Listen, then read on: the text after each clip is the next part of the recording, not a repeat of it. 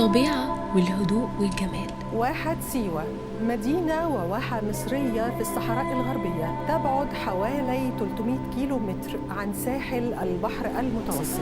مكان واحد بيجتمع فيه 3 حضارات، الفرعونية والأمازيغية وكمان العربية. Siwa is an island in the middle of the desert. بعيدة عن الدوشة وزحمة الشوارع. في سيوة اللي كان يسكنها الأمازيغ. في الرمال الغربية المصرية على بعد 700 كيلو متر من القاهرة موجودة واحة سيوة، ويسكن في الواحة ما يقرب من 35,000 نسمة.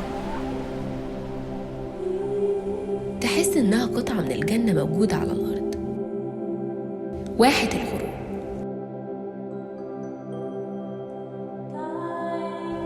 مع إنها مدينة مصرية بس ما بيتكلموش باللغة المصرية خالص، وبيتكلموا بلغة البلد الأمازيغية. قام تأسيس المدينة 40 أسرة أمازيغية.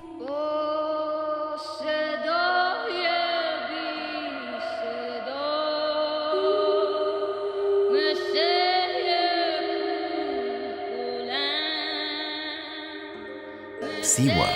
إحنا النهاردة في واحة سيوة، الأرض اللي كتير من الأجانب ما يعرفوهاش، مع إنها واحدة من أفضل الأماكن السياحية اللي موجودة في مصر. وده بسبب حاجات كتير، منها البحيرات المالحة، ودي اللي بتساعد في علاج الأمراض الجلدية.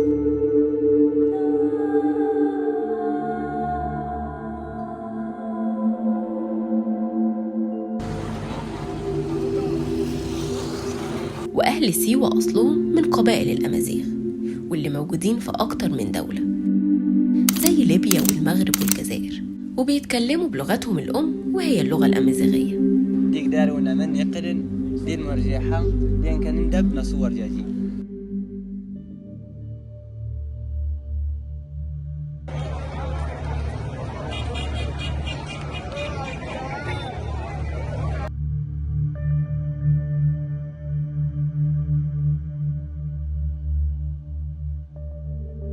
بحيرات الملح واحدة من عجائب سيوة.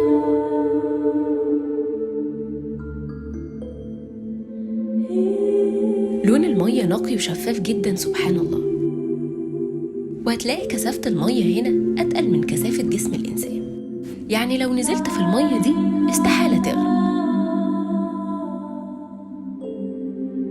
ودي أهم وأكبر منطقة مناجم ملح موجودة في مصر.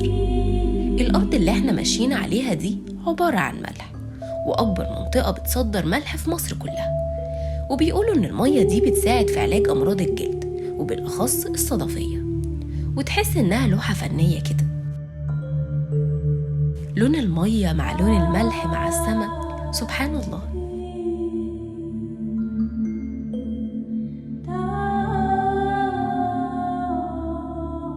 بعد ما البحيرات دي بتجف بيستخرجوا منها مادة الكرشيف، ودي المادة اللي بيبنوا بيها البيوت بتاعتهم. وبيقولوا المادة دي لما بتنشف بتكون صلبة جدا، وأغلب البيوت هنا مبنية بالمادة دي.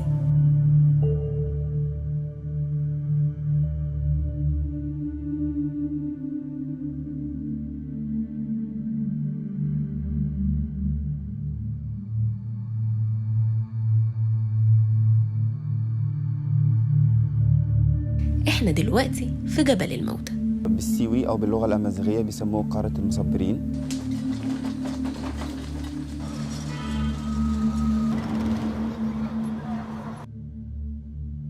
جبل الموتى موجود على بعد 2 كيلو متر من منطقة سيوة، واكتشفوا الجبل ده عن طريق الصدفة سنة 1944. الجبل هنا تم اكتشافه أثناء الحرب العالمية الثانية، لما كان الأهالي بيهربوا من الغارات الجوية للإنجليز. وده وقت الحرب العالمية الثانية. وانت ماشي على الجبل هتلاقي كل اللي حواليك مقابر، والمقابر دي من العصر الفرعوني، بس للأسف كلها مسروقة، ومفيش غير مقبرة واحدة بس هي اللي لسه ما اتسرقتش، مقبرة آمون. المقابر اللي موجودة هنا مقبرة واحد اسمه سي آمون. في مقبرة اسمها مقبرة سي آمون، من أهم المقبرة في الجبل، فيها دي اللي فيها رسومات فرعونية، صاحب المقبرة يوناني.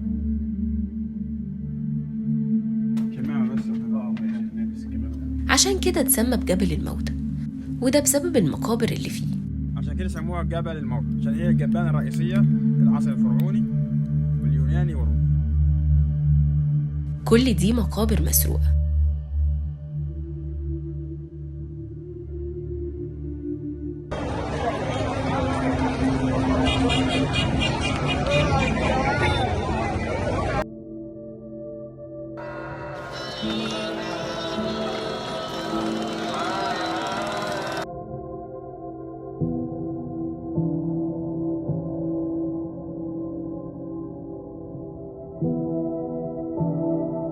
عين كليوباترا. عين كليوباترا دي من أشهر الأماكن اللي موجودة في سيوة، هي تقريبا أكبر عين موجودة في سيوة. كليوباترا.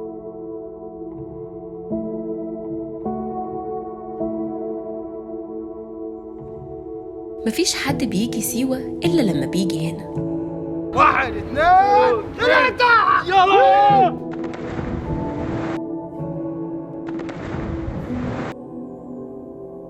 من أكبر عيون المياه الطبيعية اللي هتشوفها في مصر كلها. بيقولوا اتسمت بعين كليوباترا لأن الملكة كليوباترا جت ونزلت فيها. ومن الأماكن اللي ما ينفعش تيجي سيوة وما تزورهاش.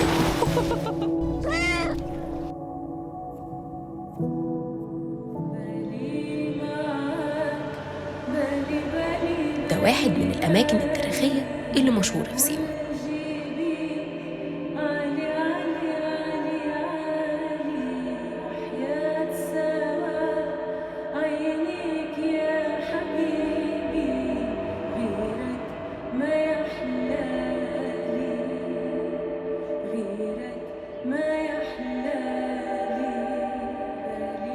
قلعة شالي.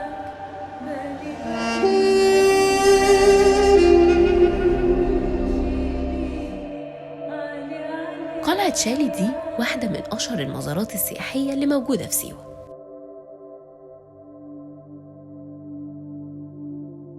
والقلعة دي اتبنت من مادة اسمها الكرشيف. الكرشيف دي مادة طمية موجودة في شواطئ البحيرات، شكلها أصفر كده. المادة دي عبارة عن أحجار ملحية من بحيرات الملحة ممزوجة بالطين.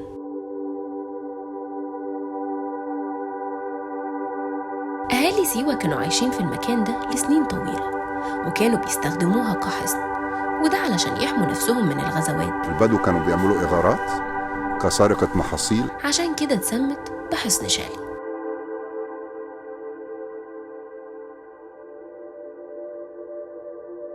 بس مع بداية الزيادة السكانية خرجوا من القلعة دي وبنوا بيوت حواليها، البيوت اللي قدامنا دي.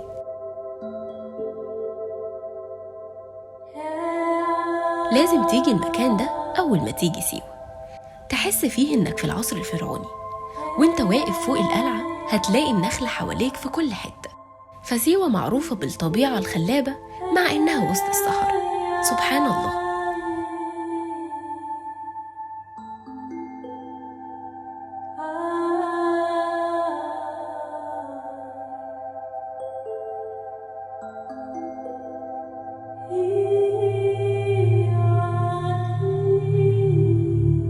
جبل الدكرور.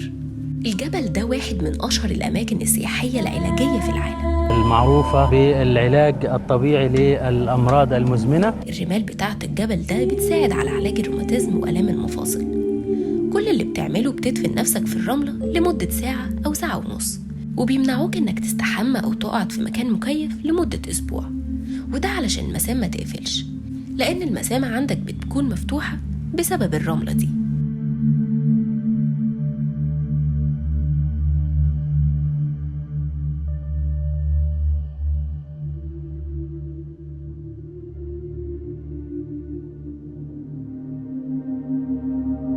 بحر الرمال الأعظم موجود على الحدود بين مصر وليبيا، وده واحد من أحسن الأماكن اللي تعمل فيها سفاري.